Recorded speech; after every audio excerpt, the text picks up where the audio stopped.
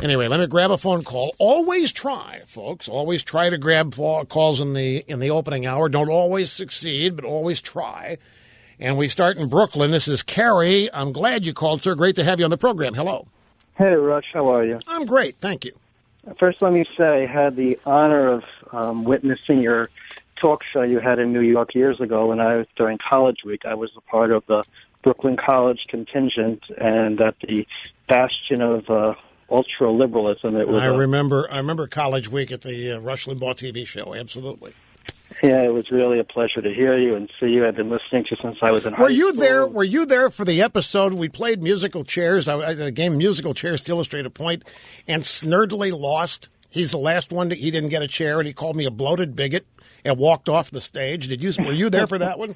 I don't remember that. Oh, you should have been there for that one. But I tried to make a point about musical chairs, and Snurdly got aced out, and he got mad, called me bloated bigot, and left.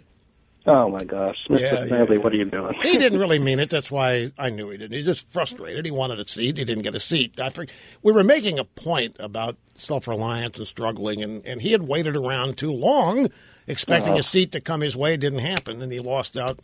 And he got mad at me for it. It was a great point to make, actually. Anyway, what'd you call about, Kerry?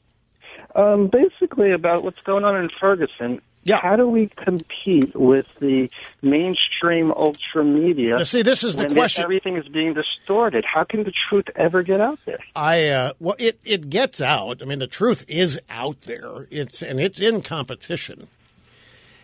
And the truth prevails. It doesn't always go down to defeat. Sometimes the truth prevails. What is, I'm naive. I will be the first to admit that I'm naive in many ways. My naivete it's actually not naivete. It's a romantic investment in goodness and a belief that it'll prevail. And that's I would chalk up to my naivete. What fascinates me is the people who can so easily ignore it and rewrite it. And I mean, the Democrat Party is they're communist, Marxist, socialist, Democrats, whatever you want to call them. I couldn't do it. By the way, it's one of the reasons that people say, "Why don't you run for office?" I could never do this. I could not fake emotion I don't feel. I could not get away from.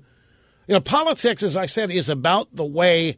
It's not about the way things are, but that's all that matters to me: the way things are and making them better. Politics is about the way things seem,